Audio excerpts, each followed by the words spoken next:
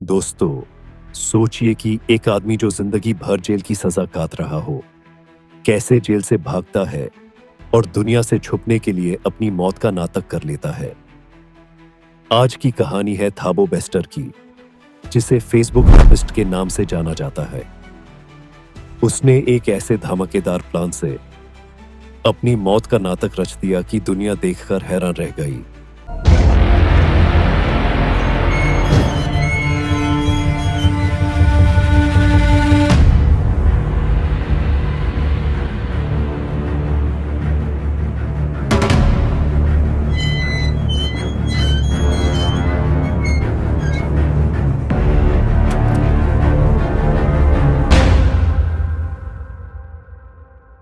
थाबो बेस्टर south Africa का एक जालिम शैतान था, जो सोशल मीडिया का मिसयूज से करके अपने विक्टिम्स को ट्रैप करता था। वो फेसबुक पर फेक प्रोफाइल्स बनाता था, अपने आप को एक सक्सेसफुल बिजनेसमैन या मॉडल बताकर लोगों के ट्रस्ट जीत लेता था। 2012 में उसको रेप और मर्डर के केसेस में कोर्ट ने गिल्टी पाया और लाइफ टाइम इम्प्रिजनमेंट का सेंटेंस सुनाया। पर दोस्तों, वो जेल के अंदर रहकर भी अपने प्लान्स बनाता रहा। उसका माइंड इतना डेंजरस था कि उसने एक ऐसी स्कीम प्लान की जो किसी मूवी की स्क्रिप्ट से कम नहीं लगती। 2012 का साल था। थाबो बेस्टर मंगोक करेक्शनल सेंटर में अपनी सजा काट रहा था, लेकिन जेल के अंदर रहकर भी उसके दिमाग में एक धमाकेदार प्लान चल रहा था, जेल से एस्केप करने का।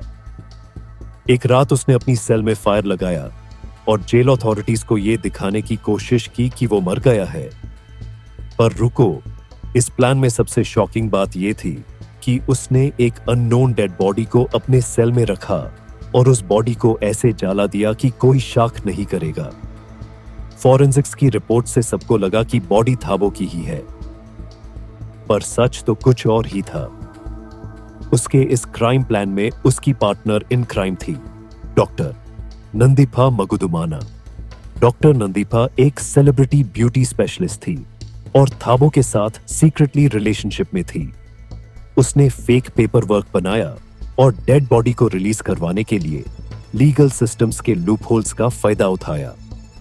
थाबो और नंदीफा एक साथ जेल से भागकर साउथ अफ्रीका छोड़ने की तैयारी कर रहे थे।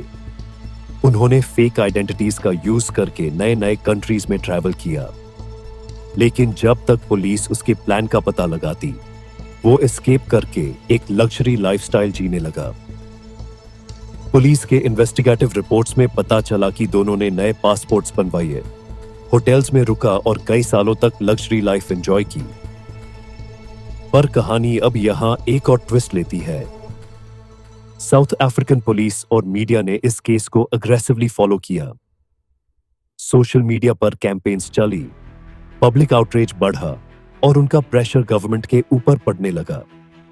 और फिर एक दिन केन्या के बॉर्डर पर उन्हें फाइनली अरेस्ट कर लिया गया।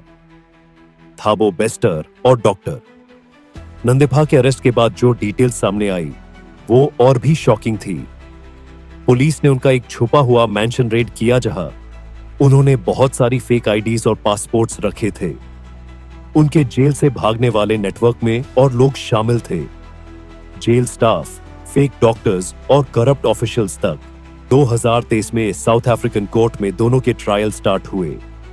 थाबो पर नए चार्जेस लगे, फ्रॉड, एस्केपिंग कस्टडी और मल्टीपल अदर क्राइम्स के लिए। The infamous couple.